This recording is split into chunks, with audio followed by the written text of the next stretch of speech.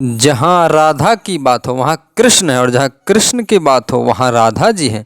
दोनों एक दूसरे के पूरक हैं, दोनों आत्मिक प्रेम के मिसाल हैं जो भौतिक सुखों से परे हैं।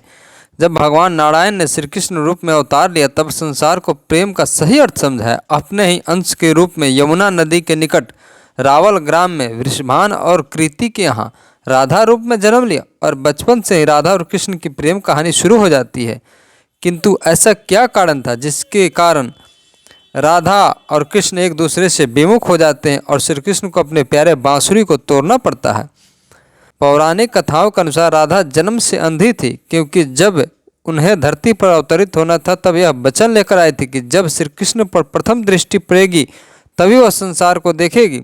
श्री कृष्ण को बचपन से राधा और बांसुरी दोनों सबसे प्रिय थे। जब जब श्री कृष्ण बांसुरी बजाते तब तब राधा दौड़ी चली आती और घंटों बांसुरी की धुन पर मगन रहती और श्री कृष्ण को निहारती रहती। दोनों घंटों यमुना के तीर पर साथ साथ बिताते। जब बाल अवस्था से भगवान श्री कृष्ण युवा अवस्था में पहुंचते हैं तब उन्हें मामा कंस के अत्याचार को अंत करने हेतु तो गोकुल से मथुरा जाना पड़ता है। गोकुल के संगी साथी राधा सबको छोड़ कृष्ण को जाना था। राधा यह बात जान चुकी थी कि अब श्री कृष्ण दोबारा गोकुल नहीं लौटेंगे। वे दोनों बहुत समय तक एक दूसरे से मिल नहीं पाएंगे। मथुरा जाते वक्त राधा ने श्री कृष्ण से दो वचन लिए। पहला वचन था दूर रहकर भी राधा के मन में सदा श्री कृष्ण का वास हो, और दूसरा कि मृत्यु से पहले उसे श्री कृष्ण कन्हैया के दर्शन हो। दोनों वचन देने के बाद श्री कृष्ण यह जानते थे कि राधा उन्हें विरह में बहुत विलाप करेगी। राधा सदा खुश रहे इसके लिए श्री कृष्ण ने राधा से भी वचन लिया। पहला, राधा को श्री कृष्ण के याद में एक भी आंसू नहीं बहाने होंगे। राधा से वचन लेने के बाद सबको विरह में डाल श्री कृष्ण भ्राता बलराम के साथ मथुरा की ओर चल देते हैं। मथुरा में जाकर श्री कृष्ण ने कंस का वध किया और अपने माता पिता को कंस की कारागार से मुक्त करवाया, और फिर जरासंध से प्रजा की रक्षा के लिए मथुरा से काफ़ी दूर समुद्र में द्वारका नगरी की स्थापना की। श्री कृष्ण द्वारिका में रुक्मिणी, सत्यभामा और जामवंती से विवाह करते हैं। इन तीनों पत्नियों के अलावा भी श्री कृष्ण की 16,108 रानियाँ थीं।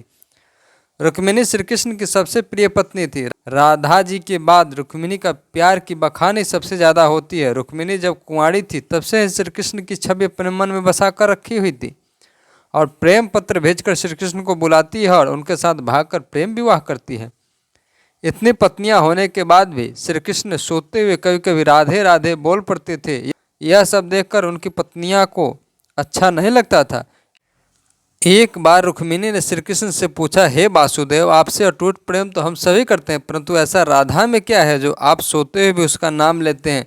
तब श्री कृष्ण बोले, रे पगली, हमसे क्या पूछती हो? एक बार स्वयं राधा से मिले आओ, और ध्यान रहे खाली हाथ मत जाना।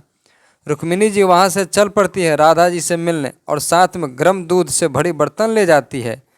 रुक्मिणी का रथ राधा के द्वार पर रुकता है। द्वार पर एक सुंदर ओजस्वी स्त्री को देखकर रुक्मिणी जी पूछती है, क्या तुम ही राधा रानी हो? वहाँ खड़ी स्त्री ना में जवाब देती है। रुक्मिणी सोचती है कि जब दासी ऐसी अपूर्व सुंदरी है तो राधा कैसी होगी।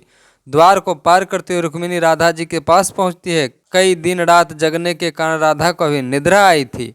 रुक्मिणी दासियों से कहती है, राधा को जगाकर कहना मुझे श्री कृष्ण ने भेजा है मिलने हेतु।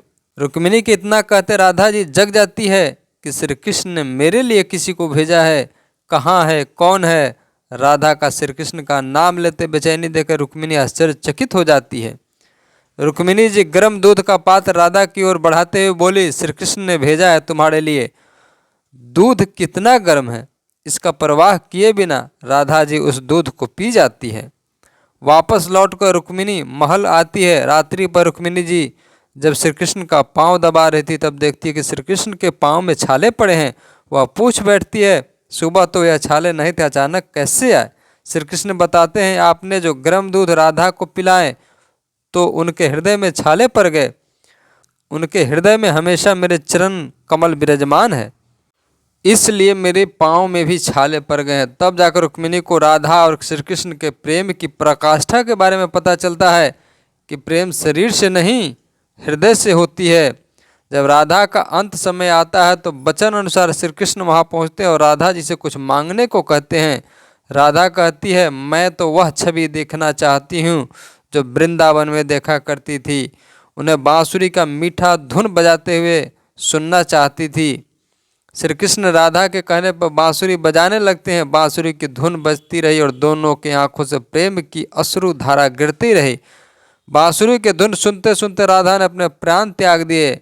राधा की मृत्यु होते श्री कृष्ण बहुत व्यथित हो उठे और वहीं अपनी प्यारी बांसुरी को तोड़ डाला और आजीवन राधा बिन कोई न धुन की कसम खा ली और आजीवन कभी भी बांसुरी को हाथ नहीं लगाया। तो दोस्तों, हम आशा करते हैं आपको हमारा यह वीडियो पसंद आया होगा। तो देर किस बात की, फटाफट चैनल को सब्सक्राइब कर दें। मिलते हैं एक नई कहानी के साथ, तब तक के लिए जय श्री कृष्ण।